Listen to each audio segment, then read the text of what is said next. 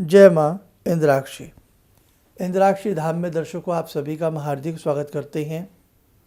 आज के दिन जिन जातकों का जन्म दिवस है, मैरिज एनिवर्सरी है, उन सभी को हमारी तरफ से बहुत बहुत शुभकामनाएं। आज का सब्जेक्ट है कि व्यक्ति का बैंक बैलेंस क्यों नहीं बन पाता।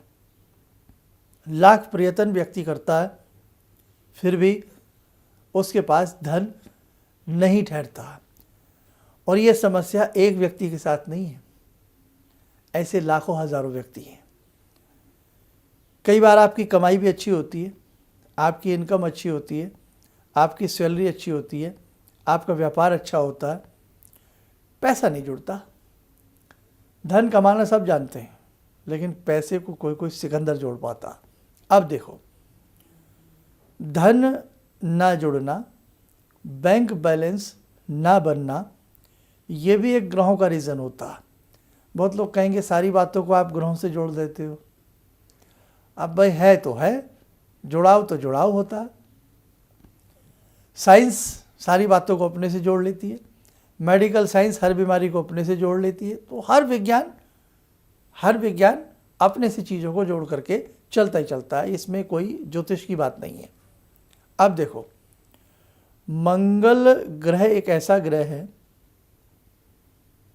आपके पास मंगल यदि बहुत अच्छे होंगे तो आपके पास अच्छी प्रॉपर्टी होगी, अच्छे सेवक होंगे, आपके पास अच्छा धन का कोष होगा। मंगल और शुक्र दोनों ही ग्रह से हैं।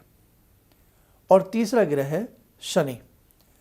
तो जब भी आप किसी को अपनी जन्म पत्रिका दिखाते हैं या जन्म पत्रिका नहीं है, डेट ऑफ बर्थ नहीं है, तो हाथ की रेखाएं बिल्कुल कारगर साबित होती हैं।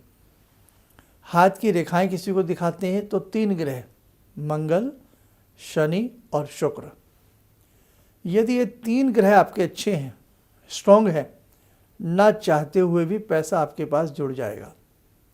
कई बार बहुत व्यक्ति परिश्रम भी नहीं करते, मेहनत भी बिल्कुल नहीं करते, कोई अच्छा काम भी नहीं करते, लेकिन पेरेंटल या विरासत में उन्हें एक बहुत बड़ी प्रॉपर्टी मिल जाती है। किया कुछ नहीं है, फिर भी उन्हें विरासत में एक बहुत अच्छी प्रॉपर्टी मिल गई, बहुत अच्छा उन्हें बैंक बैलेंस मिल गया। हो जाता है ना ऐसा बहुत। दूसरी बात, एक व्यक्ति बहुत मेहनत भी कर रहा है, परिश्रम कर रहा है, पसीना बहा रहा है, उसके बावजूद भी उसके पास बैंक बैलेंस नाम पर एक फूटी कौड़ी नहीं जुड़ पाती। एक व्यक्ति ने किया कुछ नहीं, बहुत कुछ मिल गया।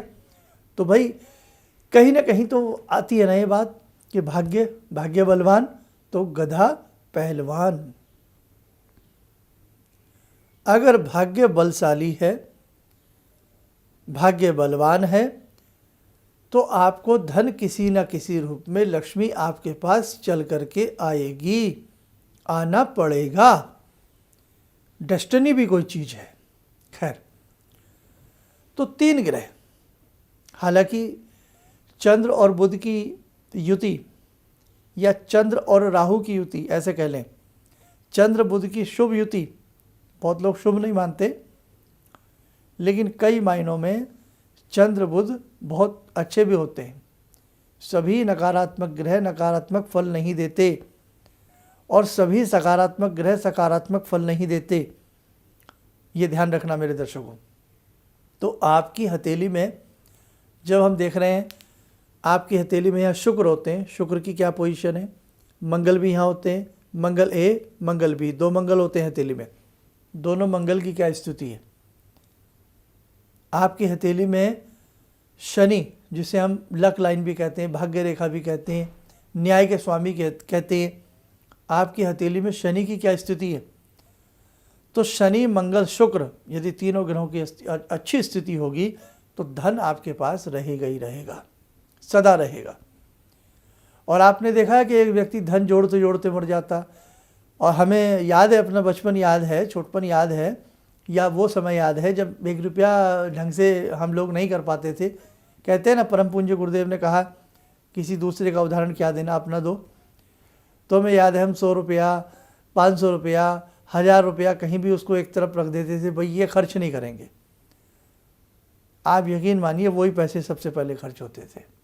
शायद आपके साथ भी ऐसा होता हो। तो धन संचय नहीं हो पाता ये, इसके लिए भाग्य भी चाहिए। भाग्य भी बहुत बड़ी चीज़ है। और देखो भाई, पुरुषार्थ तो है ही, आपकी मेहनत तो खैर सबसे सर्वोपरि है ही है।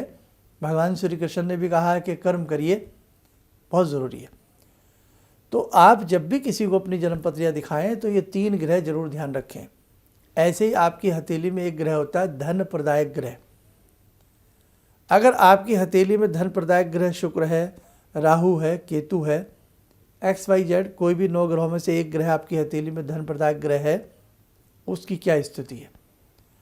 अगर धन प्रदायक ग्रह की स्थिति शुभ नहीं है, आप धन नहीं जोड़ पाएंगे, आप कितना ही प्रयास कर लेना।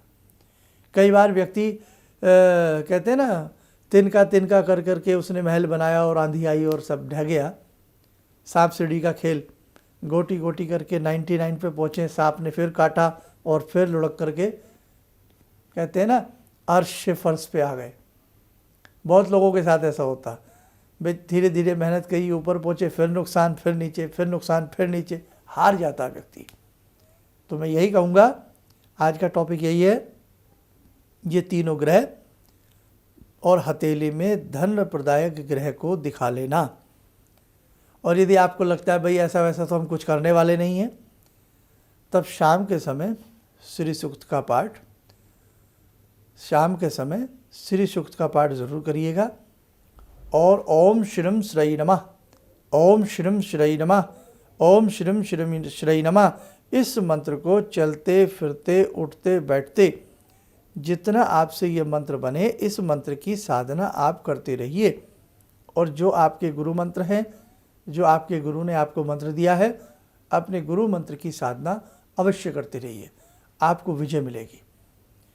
आप जो गल्ला लॉकर तिजोरी घर में रखते हैं, खाली ना रखें, भले पैसे ना हो पर खाली ना रखें। चाहे उसमें कपड़े में लपेट करके 5 गुलाब के फूल रख दें।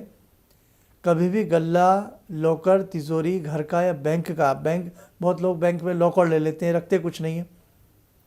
चाहे लाल कपड़े में बांध करके 5 गुलाब के फूल रखिए, चाहे कोई छोटी सी पुस्तक रखिए, लेकिन कभी भी खाली मत रखिए।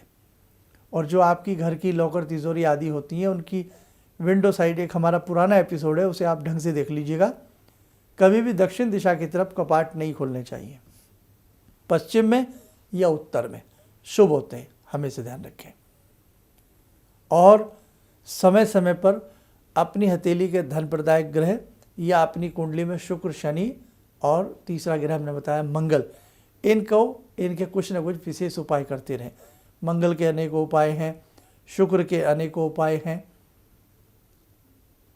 अनेकों उपाय करते रहिए। जैसे शुक्रवार के दिन, अभी मैं आपको कुछ उपाय भी तीनों ग्रहों के 1-2 बता देता हूँ। अब जैसे शुक्र है, शुक्र के लिए शुक्रवार के दिन सफ़ेद वस्त्र पहन सकते हैं, स्फटिक की माला धारण कर सकते हैं। श्री सूक्त का शुक्रवार की शाम को 5 अगरबत्ती लगा करके 5 गुलाब के फूल चढ़ा करके माँ लक्ष्मी को 11 शुक्रवार शाम के समय 11 या 7 श्री सूक्त के पाठ कर सकते हैं। शुक्रवार के दिन सफ़ेद चीज़ों का दान कर सकते हैं। मंगलवार का व्रत रख सकते हैं। मंगलवार के दिन आप बीजात्मक मंत्र का पाठ कर सकते हैं, मंगल यंत्र की पूजा कर सकते हैं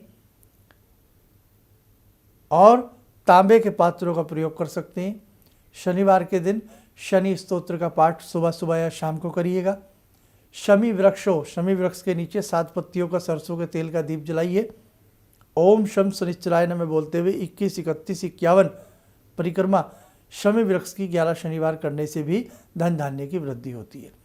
सब्जेक्ट आज का उपाय वाला नहीं था, उपाय तो मैं हमेशा बताता रहता हूँ, लेकिन सब्जेक्ट है अगर बैंक बैलेंस ना बन पाता हो तो उसके लिए चलते चलते फिर कह देता हूँ, शुक्र, मंगल और शनि के उपाय, या कुंडली में वो कैसे हैं, हाथ में कैसे हैं, और हथेली में धन प्रदायक ग्रह के क्या उपाय करने चाहिए, ये कर लीजिएगा। आपके बैंक बैलेंस में आपको लाभ ज़रूर मिलेगा। यदि आप हमसे, अब देखो मिलने वाली बात तो अभी नहीं है, यदि ऐसी स्थिति में आप हमसे मिलना ही चाहते हैं या हमसे कोई परामर्श लेना चाहते हैं, आप देश में रहते हैं, कहीं दूर दराज के शहरों में, देशों में, विदेश में रहते हैं, ऐसी स्थिति में आप लोग कॉल अपॉइंटमेंट ले सकते हैं। इन्हीं शब्दों के साथ हम अपनी वाणी को विराम देते हैं। जय माँ इंद्राक्षी।